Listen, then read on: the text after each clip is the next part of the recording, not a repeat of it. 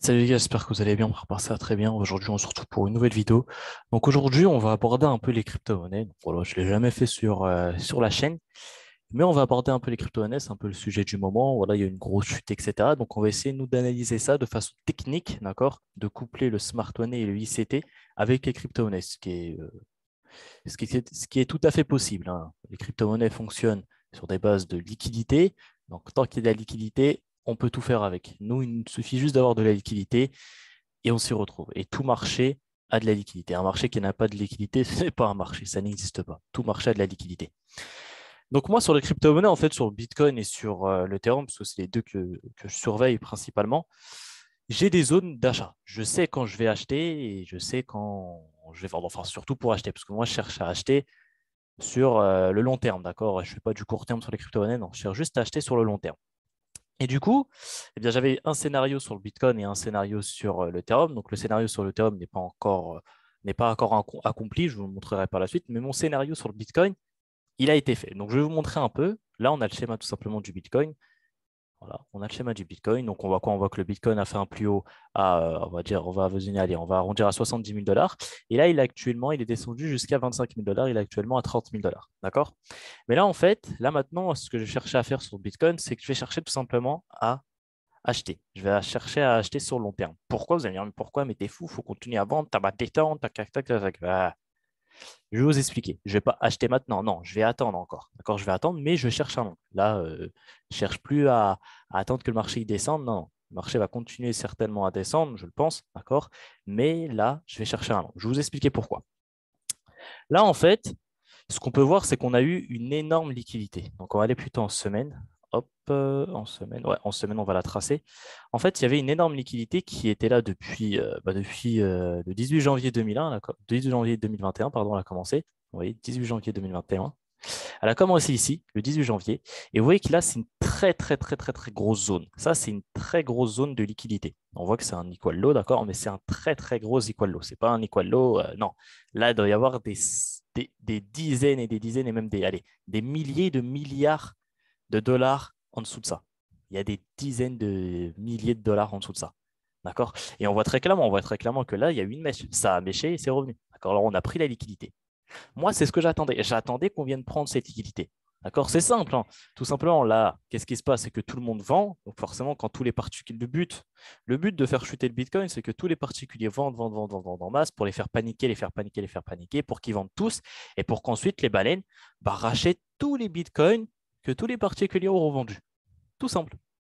Parce que ça fait depuis 2021, on n'a eu qu'une hausse de les crypto-monnaies. En 2021, c'était la hausse, c'était la hausse, c'était la hausse, hein. Tout le monde était joyeux, tout le monde faisait la fête. Ouais, ouais, tout le monde, voilà. Tout le monde parlait des crypto-monnaies, forcément. Quand tout le monde parle des crypto-monnaies, c'est que c'est pas bon signe, hein. On se rappelle très très bien des certaines personnes qui ont commencé à parler des crypto-monnaies en 2018. Ouais, le Bitcoin, c'est intéressant. Tac, ça a commencé à passer aux médias. Grosse chute. En fait, c'est comme ça. C'est tout à fait logique, en fait. Quand une crypto-monnaie est très popularisée, elle va monter, elle va monter, elle va monter. On voit quoi quand ça monte, ça monte, ça monte trop? Bah, il y a énormément de liquidités à aller chercher en dessous. Donc forcément, ensuite, ils vont faire chuter le marché pour récupérer toute la liquidité de tous les particuliers et pour ensuite le faire remonter. C'est comme ça que ça fonctionne. C'est le principe de liquidité. Donc nous, qui faisons du smart money, qui faisons du ICT, pour nous, c'est facile de comprendre tout ça. C'est facile. On voit qu'il y a une grosse liquidité à venir prendre. On est venu prendre ces liquidités. Maintenant, moi, ce que j'attends, c'est à ce que le marché, il me fasse quoi, tout simplement. Il vient, il range, j'attends qu'il range, d'accord, j'attends qu'il range pour chercher à acheter. Pour chercher à acheter. Tout simplement, il y a juste à attendre ça. Maintenant, où est-ce qu'il va ranger? Je ne sais pas. Peut-être qu'il va ranger à ce niveau-là, peut-être qu'il va ranger à ce niveau-là, peut-être qu'il va ranger à ce niveau-là. Je ne sais pas, je m'en fous. J'attends juste que le marché commence à ranger.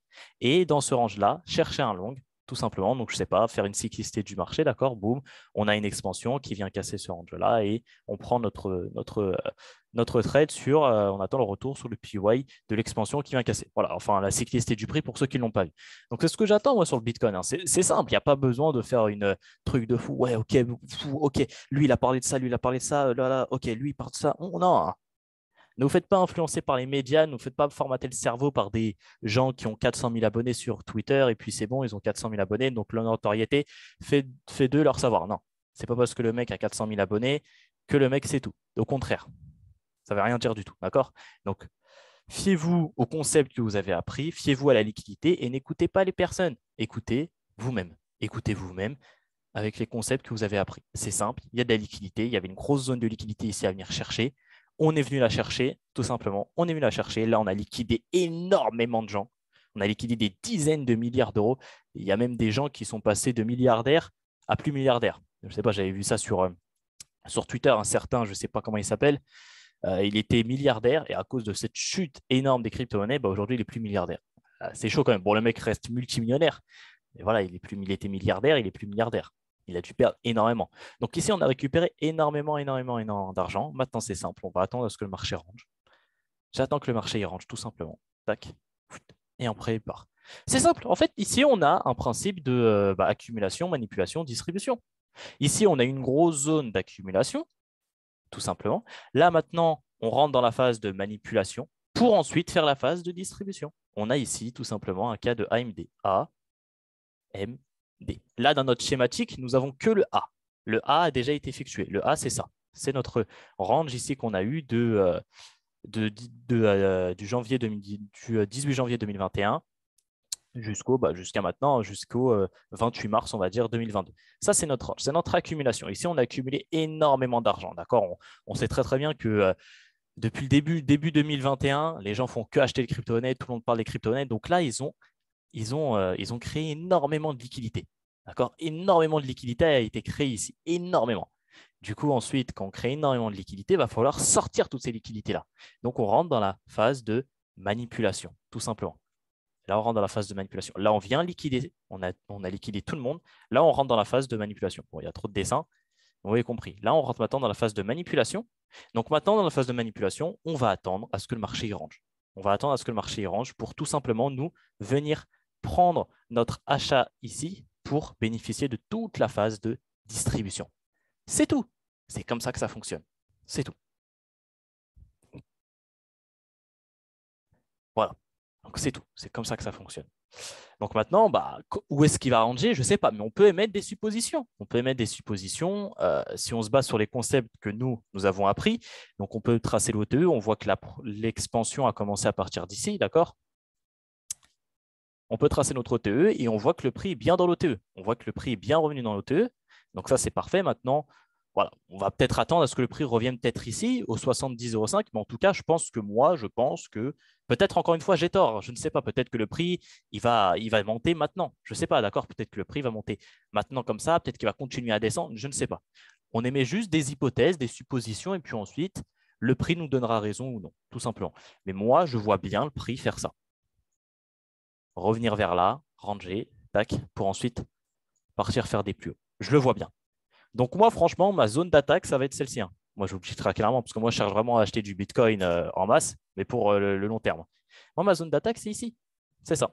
J'attends à ce que le prix revienne là. On voit qu'en plus, il y a de l'imbalance. Tu vois qu'il y a de l'imbalance. On sait que les vrais supports résistance du prix, ce sont les imbalances, ce sont les FVG, tout simplement, d'accord? Bon, ça, c'est un autre sujet de vidéo, mais bon, là, je vous donne une petite red pile incroyable. Mais bref, voilà, il y a de l'imbalance ici, tout simplement à combler, du gros imbalance, hein, c'est du gros imbalance à combler. Donc moi, pour moi, je crois vraiment, j'y crois à 100 j'y crois beaucoup que le marché vienne faire ça, hein. Ils viennent accumuler ici, enfin ranger ici, pour ensuite partir. Ensuite, il part comme ça. Et nous, qu'est-ce qu'on va faire? Si on est fort, on arrive à prendre un trade directement là. Ou si on est plus sécure, qu'est-ce qu'on attend? On attend qu'on vienne casser le range qu'on aura créé ici.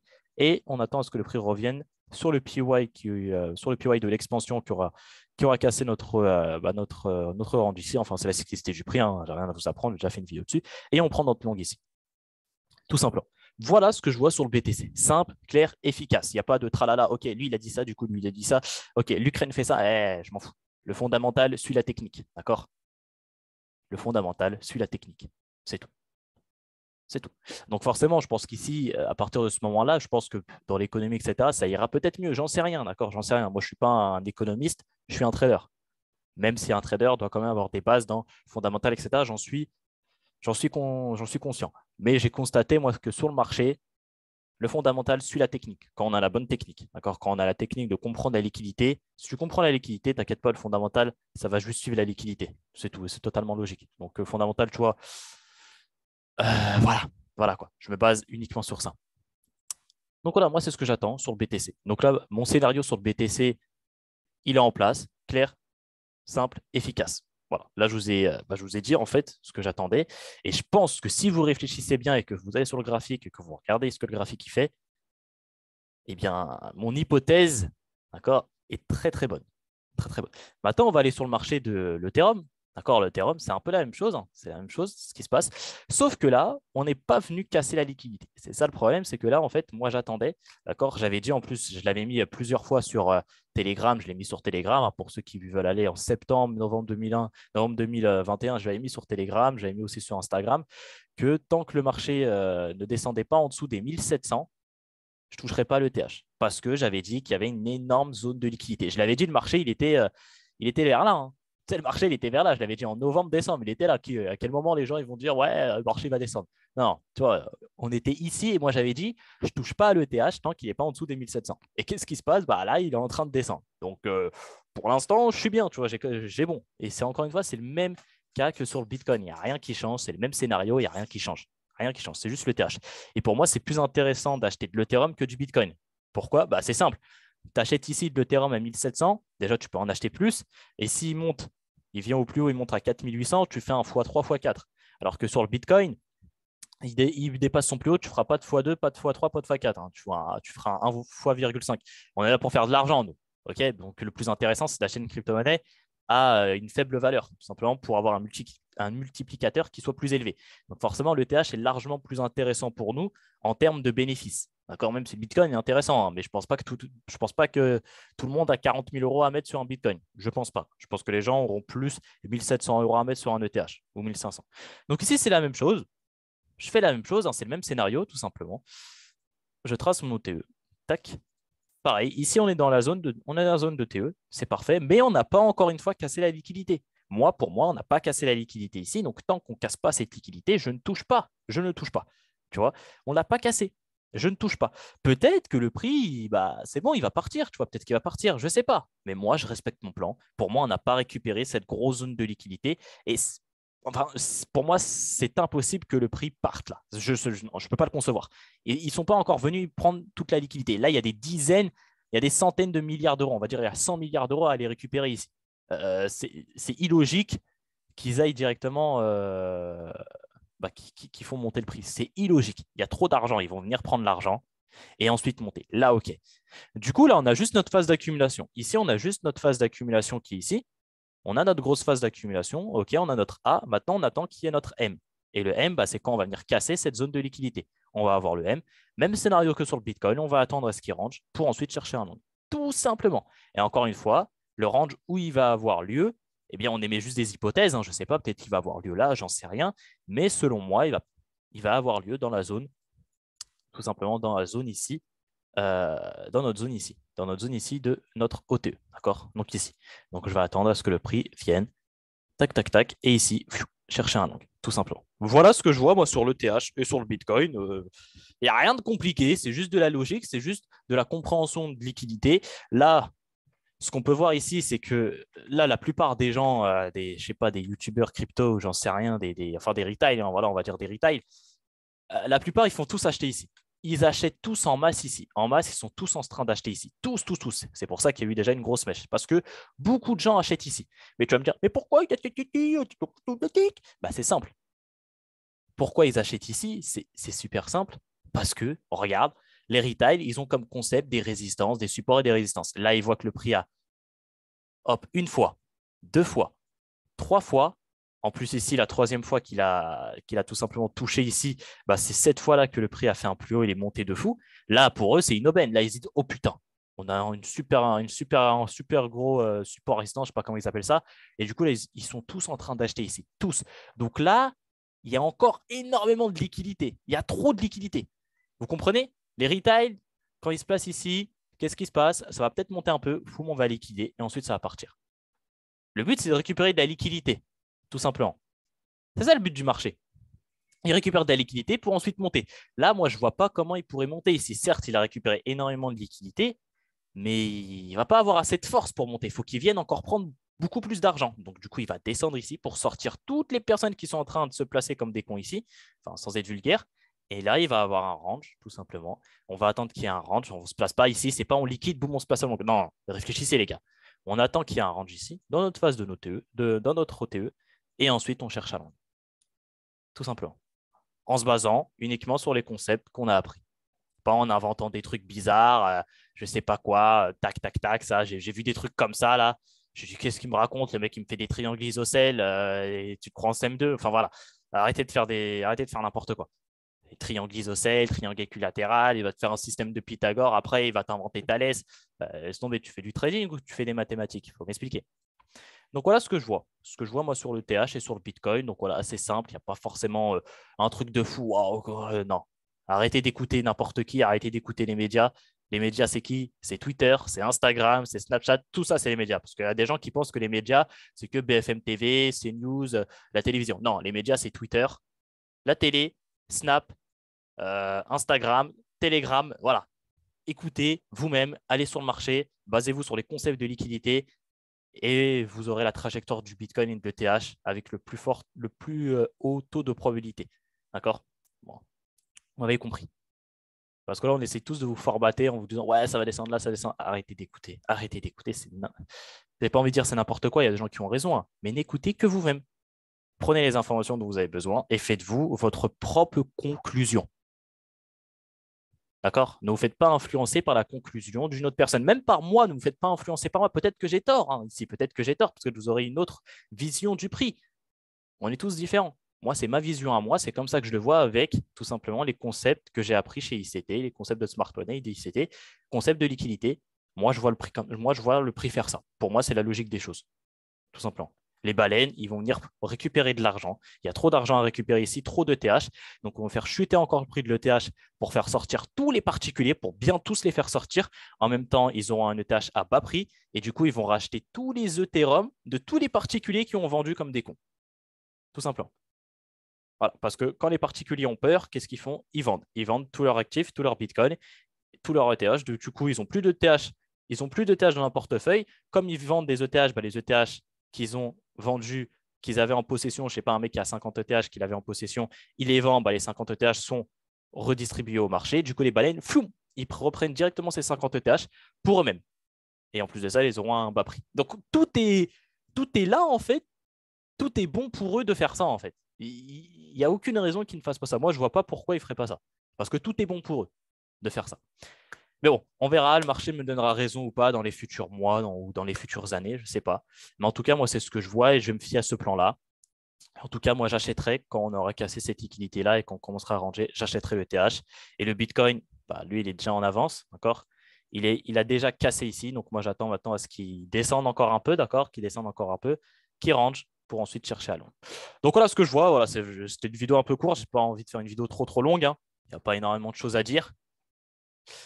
Donc voilà les gars, c'est tout pour cette vidéo. C'est juste pour vous montrer que le Bitcoin, le TH, enfin les crypto-monnaies, et coupler ça en fait avec l'ICT, le smart money, il y a des gens qui me disaient est-ce que c'est possible de trader les crypto-monnaies avec des concepts de ICT, de smart money?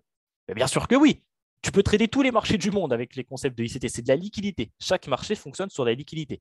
Donc tant que tu as un marché, voilà, tu es tranquille. Parce que nous faisons de la liquidité.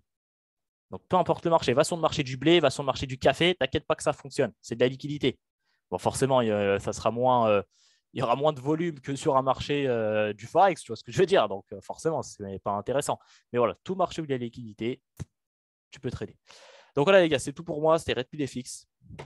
Je vous souhaite une bonne fin de week-end et un bon début de semaine. Et nous on se retrouve très prochainement. Ciao, bye, Simir. Love, peace.